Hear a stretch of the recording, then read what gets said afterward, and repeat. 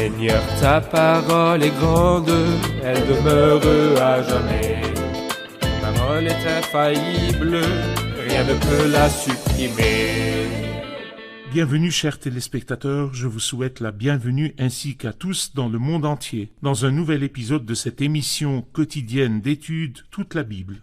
Dans Toute la Bible, comme nous l'avons déjà mentionné, nous présenterons une étude de l'ensemble des 66 livres de la Bible pendant 5 ans, en 1323 épisodes. Nous nous arrêterons beaucoup sur tous les livres de la Bible. Et nous avons consacré les 10 premiers épisodes que nous avons terminés dans l'épisode passé pour parler de la Bible, du concept de l'inspiration, des théories de l'inspiration, de l'unicité de la Bible et de l'infaillibilité de la Bible. Nous commencerons aujourd'hui l'étude du livre de la Genèse, le premier des 5 livres de Moïse et le premier livre de l'Ancien Testament et le premier livre de toute la Bible. Avant d'entrer dans les détails du livre de la Genèse, nous nous arrêterons sur des généralités sur le livre de la Genèse. Pourquoi le livre de la Genèse est-il attaqué? Qui est l'auteur du livre de la Genèse? Qu'est-ce qui caractérise le livre de la Genèse? Nous parlerons aujourd'hui de ce livre qui fait face aux attaques de ceux qui remettent en question la Bible en général et le livre de la Genèse en particulier. Je suis ravi d'accueillir mon invité dans cet épisode, le serviteur du Seigneur, frère Youssef Riyad. Bienvenue, Merci, frère Youssef. Honoré de vous avoir. Nous accueillons également nos invités, soyez les bienvenus. Frère Youssef, quand nous disons le livre de la Genèse, qu'est-ce qui vous vient à l'esprit quand nous disons le nom, le livre de la Genèse? Oui, cela évoque pour moi le commencement de toute chose. Et sans le livre de la Genèse, de nombreuses parties de l'histoire de l'humanité seraient vraiment restées inconnues. C'est vrai. Nous rendons grâce à Dieu pour nous avoir donné la Bible, et en particulier pour nous avoir donné le livre de la Genèse. Et nous rendons grâce à Dieu plus particulièrement pour nous avoir donné les chapitres Les premiers, 1 à vrai. 11 du livre de la Genèse dont nous allons beaucoup parler. C'est vrai.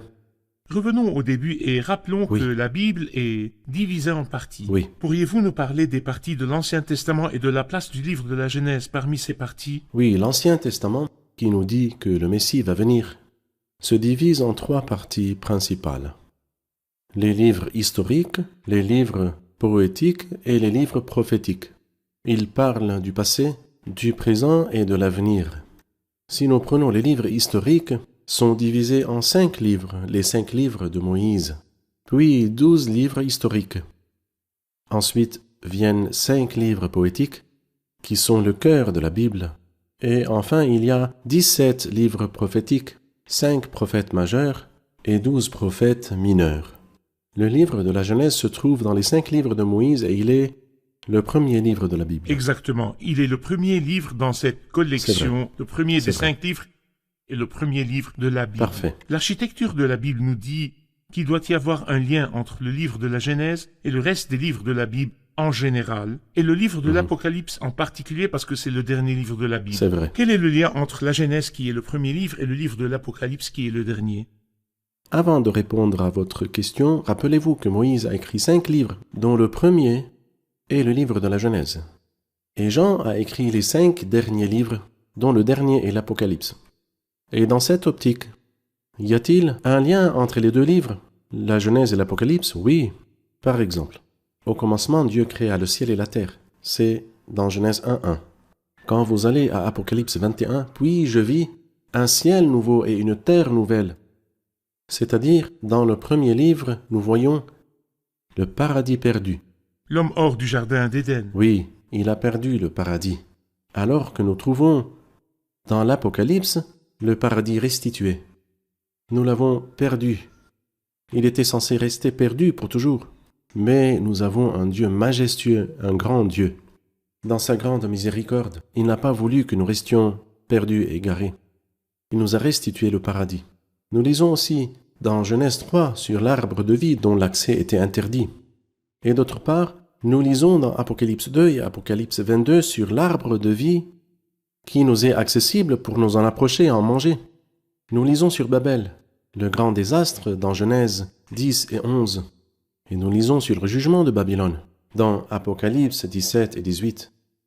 Sur la malédiction, le sol est maudit à cause de toi, tu es maudit et chassé loin du sol. Nous lisons dans l'Apocalypse, il n'y aura plus aucune malédiction.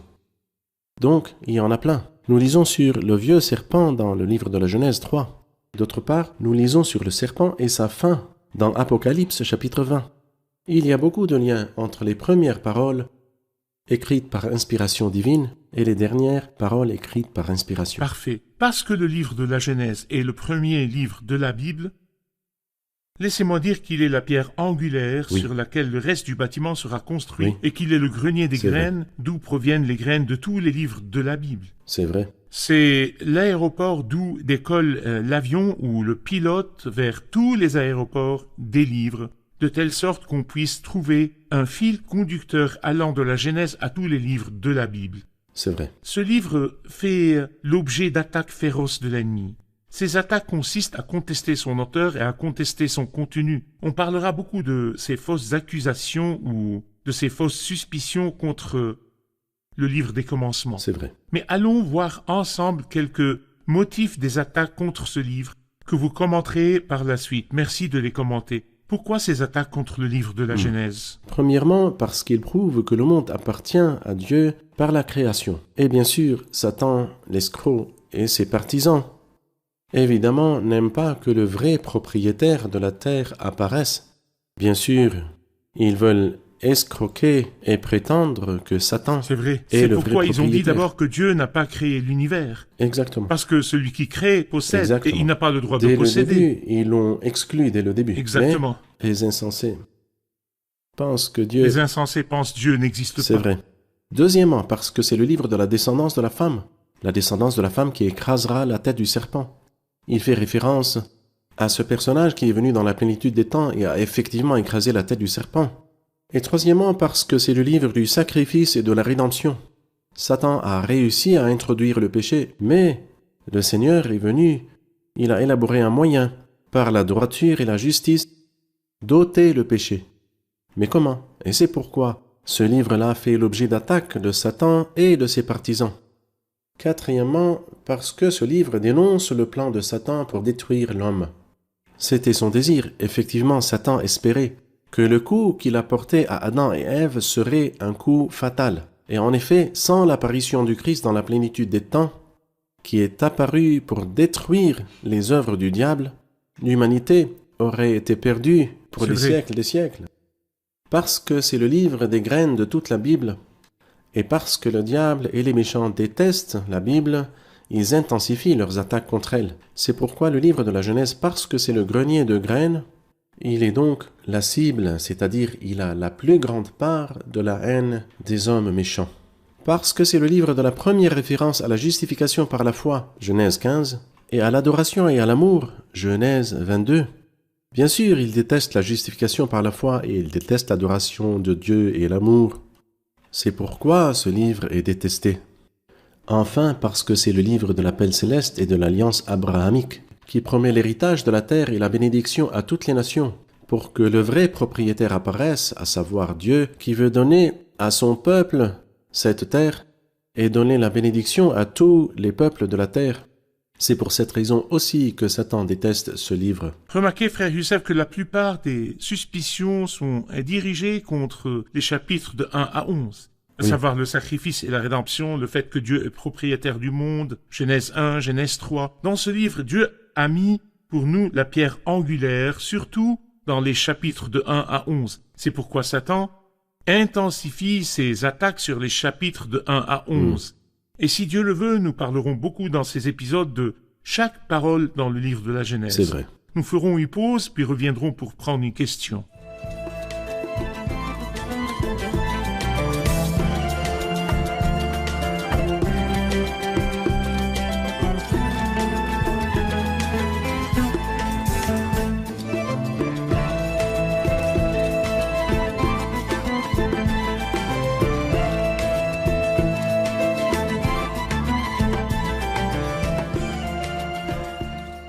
Nous voulons des exemples sur les suspicions contre le livre de la Genèse. Parfait. Quelques suspicions sur le livre des commencements. Comme quoi?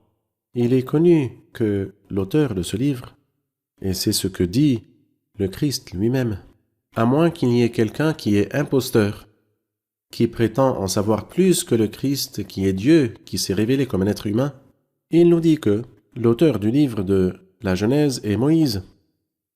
Oui, les critiques, la plus forte critique, dont le christianisme fut malheureusement frappé après la réforme bénie, du protestantisme qui s'est éloigné de la vérité chrétienne, ils ont prétendu que Moïse n'a pas écrit ce livre, et qu'il n'est pas écrit par un seul auteur, mais que ce sont des sources diverses, et ils nous ont amené plusieurs sources, c'est-à-dire chacun autant qu'il peut, le plus il augmente, le plus il est intelligent. La théorie de l'hypothèse documentaire. L'hypothèse documentaire, où certains disent 4, d'autres disent 5, et d'autres, chacun augmente.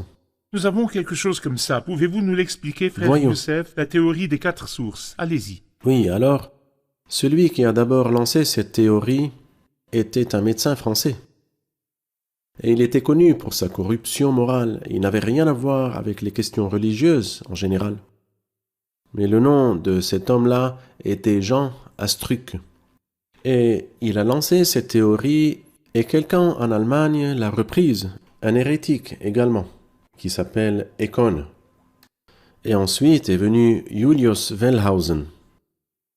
Et malheureusement, ils ont soutenu et développé cette théorie corrompue, lancée par Astruc. Si nous résumons cette théorie, elle dit que le livre de la Genèse n'est pas issu d'un seul document. Mais Moïse, non pas Moïse. Celui qui a écrit ça, ce n'était pas Moïse pour commencer. 4 auteurs. Mais ils étaient plusieurs auteurs, et chacun a apporté un document. Il dit, vu la différence dans le nom de Dieu dans Genèse 1 et Genèse 2, que le nom de Dieu dans Genèse 1 est Dieu, c'est-à-dire Elohim, alors que dans Genèse 2 c'est l'Éternel ou Jéhovah, il dit qu'il y a un document attribué à Elohim et un autre attribué à Jéhovah. Et ensuite, après ça, ils ont parlé d'un troisième document qui est le deutéronomiste, puis un quatrième document, le jérusalémiste, puis un cinquième document, le sacerdotal. Ils ont inventé une théorie étrange qui est écrite ici, J est l'abréviation de Jéhovah, qui est l'Éternel, Yahweh. et Elohim, E qui est l'abréviation de Elohim, Dieu, et D Deutéronome, qui est le deutéronomiste, et le P priestly, qui est le sacerdotal. C'est sûrement une hypothèse idiote et dénuée de sens. Et comme on dit, par exemple, quelqu'un qui n'aime pas les fleurs, alors il regarde et il dit qu'elles ont les joues rouges. Donc quelqu'un qui n'aime pas la parole de Dieu en dit n'importe quoi, des idioties sans aucune valeur. C'est-à-dire, parfois ils dépendent dans ces sources. La première source, par exemple, est Yahviste, parce que le nom Yahvé est très mentionné dans cette partie. Mais il y a une autre source élohiste. Avant que le nom Yahvé soit connu, elle est liée au nom Elohim. Frère Ayad, si quelqu'un doit prendre de 2 sources, est-ce que ce n'est pas plus simple d'unifier le nom de Dieu, C'est vrai. même si ça n'a pas de sens? C'est vrai. Mais quand nous étudions, nous saurons quand il dit Yahvé C'est ce que et nous quand voulons il savoir, dit frère Elohim. Youssef. Pourquoi dans Oui. le même livre, le livre de la Genèse, par exemple, le nom Elohim est cité. Au commencement, Elohim créa le ciel et la terre, et ensuite Yahvé est cité. Quand Yahvé est-il mentionné, quand Elohim est-il mentionné, pour que nous sachions que c'est une seule source, mais la nécessité d'utiliser ce nom est justifiée. Le nom de Yahvé, qui est Jéhovah, est le nom de la relation spéciale entre Dieu et son peuple. Mais quand il parle de la relation de Dieu avec sa création, le nom Dieu est mentionné, invariablement, pour toujours. Non seulement dans le livre de la Genèse, mais si nous allons... Par exemple, je vais prendre juste un exemple, en raison des contraintes de temps, livre des Juges chapitre 7. On trouvera une chose étonnante. Quelqu'un raconte un rêve à un autre, un Médianite. Son camarade répondit, ce n'est rien d'autre que l'épée de Gédéon, fils de Joas l'Israélite. Dieu a livré entre ses mains Madian et tout le camp. C'est ce qu'a dit le Médianite. Lorsque Gédéon eut entendu le récit du rêve et son explication, il se prosterna, revint au camp d'Israël et dit, « Levez-vous, car l'Éternel a livré le camp de C'est Madian vrai. entre vos mains. » Le Madianite le Il connaît, le connaît comme Dieu. Et Gédéon dit l'Éternel. La relation du Seigneur avec son peuple, C'est l'Éternel. La relation de Dieu avec sa création, avec tous les hommes, Dieu. J'ai bien sûr des preuves de cela. Beaucoup de preuves. Par exemple, lorsque David dit à Goliath, « L'Éternel va te livrer entre mes mains, toute la terre saura alors qu'il y a un Dieu pour Israël. » L'Éternel qui est Jéhovah, et Elohim qui est Dieu. Exactement, exactement. Et nous savons qu'avant Moïse, le nom du Seigneur était aussi... où le peuple connaissait le Seigneur comme Jéhovah, mais l'histoire de la gloire de Jéhovah n'était pas connue du C'est peuple. vrai. Et le nom de Jochébed, la mère de Moïse, Jochébed Exactement. contient le nom de Jéhovah. Contient Jéhovah. Gloire du Seigneur. C'est vrai. Il savait que Jéhovah était le nom de Dieu dans sa relation avec son peuple, mais que Elohim était son nom dans sa relation avec toute sa C'est vrai. création. C'est pourquoi il ne s'agit pas de 4 sources, mais d'une source qui utilise ce nom à un endroit et l'autre, non à un autre. C'est-à-dire, les divers noms de Dieu sont la magnificence de la Bible. Mais malheureusement, comment décrire la beauté de la création à quelqu'un d'aveugle, C'est combien vrai. plus la beauté de la grandeur du Créateur. C'est vrai.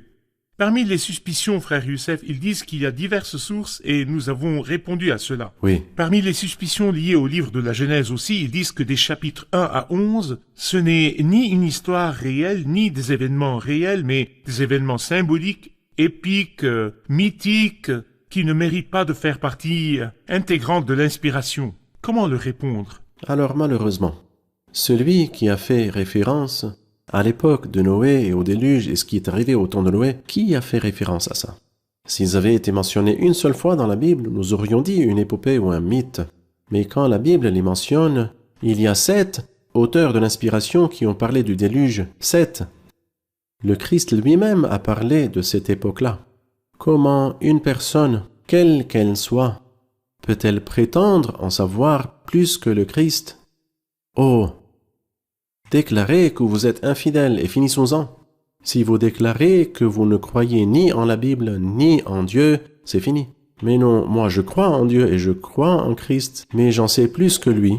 C'est une tragédie à tout point de Le vue. Christ a fait référence à Adam et Le Ève. Christ a fait référence à Adam Quand et il a Ève. dit le Créateur au commencement a fait l'homme et la femme, c'est il vrai. a approuvé le livre de la Genèse Exactement. dès les premiers chapitres. Parfait. Exactement. Parfait.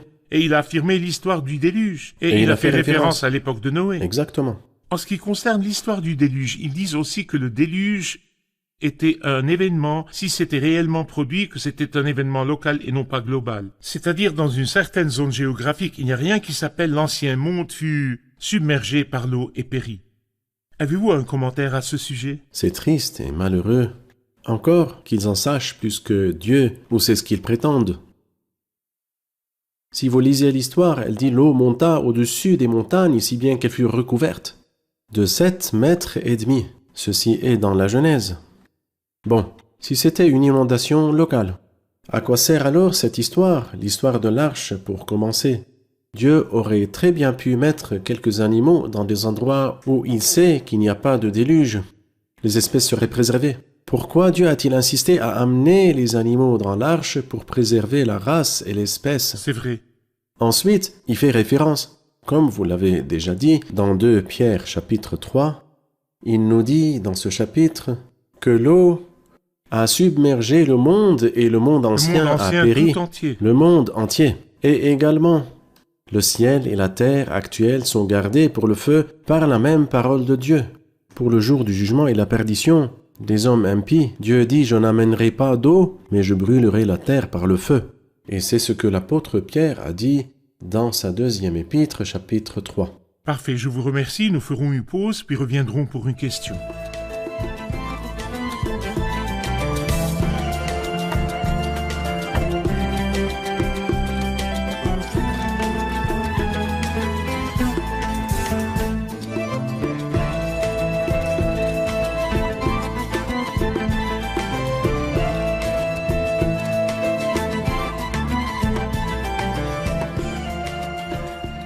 Moïse a-t-il copié l'histoire de la création des mythes sumériens et l'histoire du déluge de l'épopée de Gilgamesh? C'est en fait une suspicion qui se répète souvent. Si Moïse a copié, il a copié de mythes précédents, surtout l'histoire de la création du mythe sumérien et l'histoire du déluge de l'épopée de Gilgamesh. J'aimerais dire que l'épopée de Gilgamesh n'était pas la seule à parler de l'histoire du déluge. Au moins 33 documents ont en fait parlé du déluge, Répandu dans le monde répandus entier. dans le monde et qui confirment l'événement du C'est une déluge. preuve de l'importance de l'événement. Et ça, c'est une preuve que c'est un événement réel. Bien sûr, nous savons que tout de suite après le déluge, le paganisme a commencé. Le déluge s'est terminé au chapitre 8, et au chapitre 11 de la Genèse, le paganisme a commencé par l'intermédiaire de Babylone. Et le paganisme en général ne crée rien de nouveau, comme Satan. Il ne crée rien de nouveau, que des mensonges du début à la fin. Mais il prend une partie de la parole de Dieu et y ajoute une partie. C'est vrai. Il en va de même pour les légendes, ou bien les mythes païens qui ont parlé à propos du déluge. Mais vous remarquez que tous ces documents-là disent que Dieu était en colère. Ou les dieux. Ou les dieux, bien sûr. Il parle de plusieurs dieux. Oui, les dieux étaient en colère. Les hommes commettaient beaucoup de mal. Ensuite, c'était une tragédie globale, désastre universel. Il y a eu donc... Mais ensuite, il y a eu quelques ajouts. Quand Satan annonce une nouvelle, nous nous attendons à ce qu'il y ajoute de son cru. Mais revenez aux origines de la nouvelle et vous trouverez qu'elle était exactement la même. Et bien sûr, une tragédie de la taille du déluge où tous les hommes ont péri. Il en va de soi que tous les peuples, quand la terre s'est dispersée dans la tour de Babel, tout le monde s'en est allé. Tout le monde a raconté et y a ajouté de son cru, même sans Satan. Quand les gens viennent à raconter des histoires, chacun y ajoute une partie et elle deviendra une autre histoire. Mais les origines sont là dans la Bible sainte. Et Moïse n'a besoin ni de Gilgamesh, ni il a besoin de rien d'autre. Car il est écrit, mais c'est poussé par le Saint-Esprit que des hommes ont parlé de la part de Dieu. Et s'il trouve que l'épopée de Gilgamesh lui a vraiment donné l'histoire du déluge, qui lui a dit qu'au premier jour Dieu créa ceci, au deuxième jour il créa cela, et au troisième jour, n'est-ce pas une inspiration de Dieu? C'est vrai.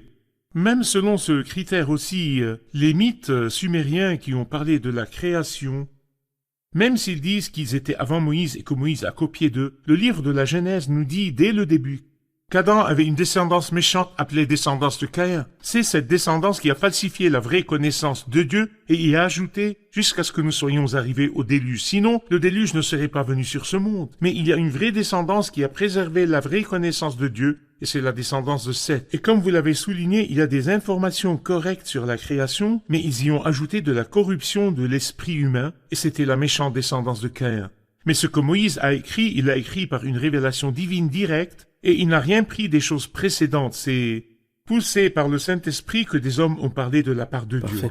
Et nous rassurons nos chers téléspectateurs que nous mettrons sur le site web quelques articles qui nous expliquent ces mythes et nous ferons une comparaison entre eux et l'histoire de la Bible pour expliquer la suprématie de l'histoire de la Bible sur ces mythes et dénoncer ces mythes.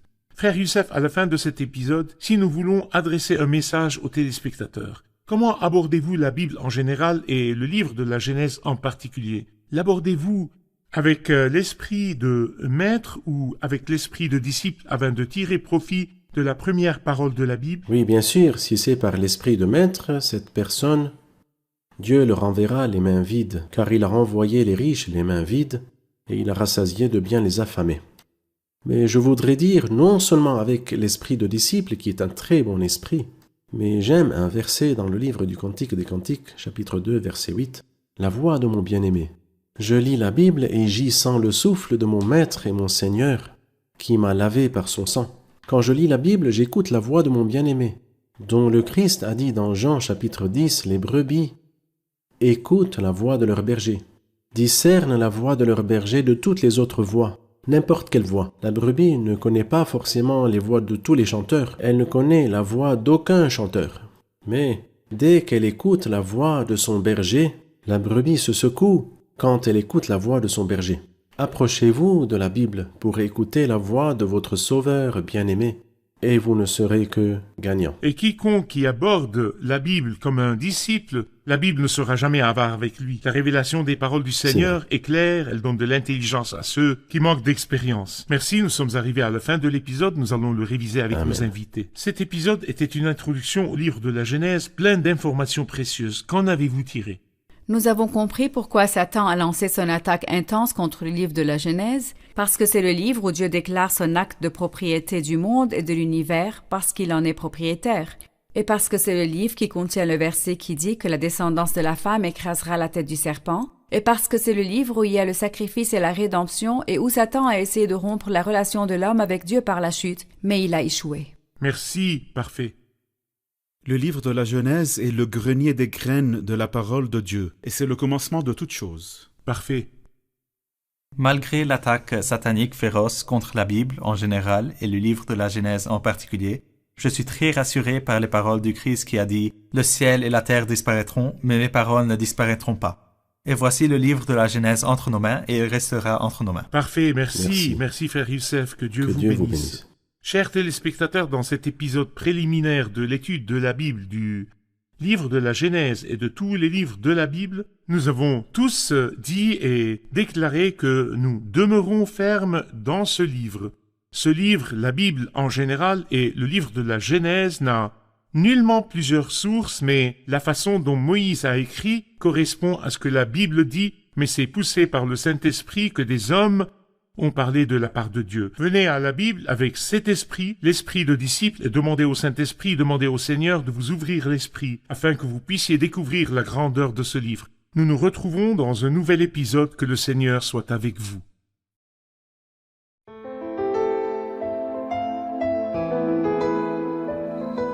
Seigneur, ta parole est grande, elle demeure à jamais. Ta parole est infaillible, rien ne peut la supprimer.